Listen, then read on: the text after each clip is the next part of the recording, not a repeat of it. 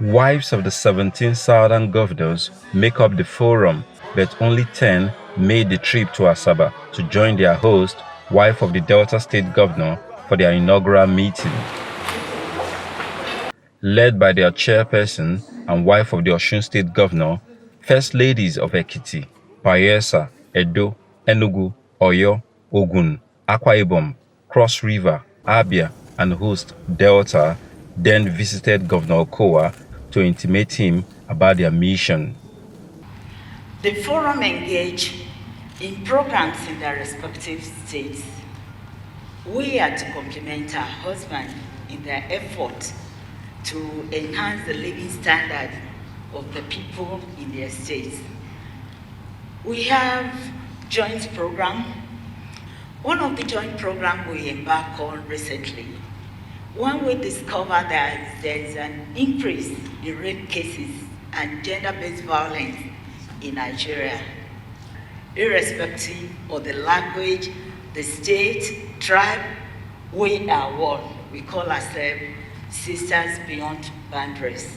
Gone are the days when women take the back seat in governance. It shouldn't be so. I don't believe that it should be so. Because they have a lot to contribute. We cannot claim that we understand all the issues on how to address those things that impact negatively on women. They understand it the more.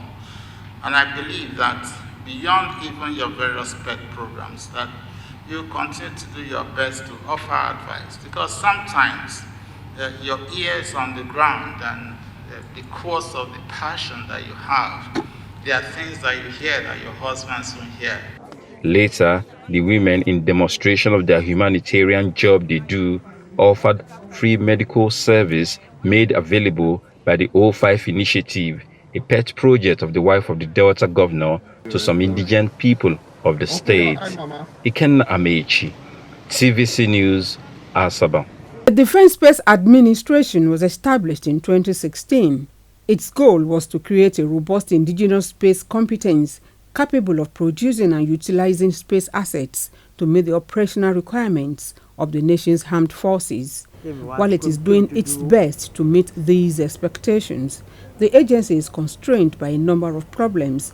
We need appropriate funding so as to provide the appropriate equipment, space monitoring equipment, and cyber security tools, because Nigeria, as we speak today, we must tackle the insecurity that we have in the country from the space. The lawmakers are upbeat about the role of the military agency in the battle to root out terrorism in the country as they promise assistance. They need a lot of technologically savvy and software equipment to be able to live up to expectation.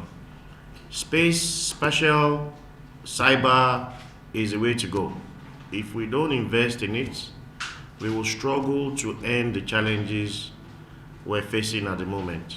To retire to the defense budget sessions within the coming days, committee members have enough reasons to work towards improved funding for these agencies in the new fiscal year. Chokeyatsa, TVC News, Abuja. The November 6th Anambra State governorship election is almost upon the nation, but concerns have also continued to mount that the polls will not hold. Apart from the general state of insecurity across the country, the Southeast geopolitical zone in particular has continued to experience turbulence due to the activities of secessionist groups like the Indigenous People of Biafra and Eastern Security Network. The declaration and enforcement of sit-at-home orders every Monday by IPOB are some of the factors causing anxiety. The sit-at-home orders are to protest the continued detention of its founder, Nnamdi Kanu, who is currently standing trial at the Federal High Court, Abuja. In all of these, the media, particularly local broadcast stations, radio and television, have been identified as important stakeholders in the effort to de-escalate the situation, leveraging on their spread and reach to communicate the peace message. The Center for Democracy and Development has collaborated with Foreign Commonwealth and Development Office to organize this rally. Its focus is on the successful conduct of the November 6 election, the nature of IPOB's sit-at-home order and its threat against the conduct of the poll. Pali resolved that the police needs to do more engagements, train and retrain officers assigned for election duties to improve security of lives and property. The Independent National Electoral Commission has continued to stand by its level of preparedness for the election and reaffirms its desire to leverage on the newly introduced technological innovation biometric voter identification technologies to deliver a more credible election. Habida Lawal, TVC News, Abuja.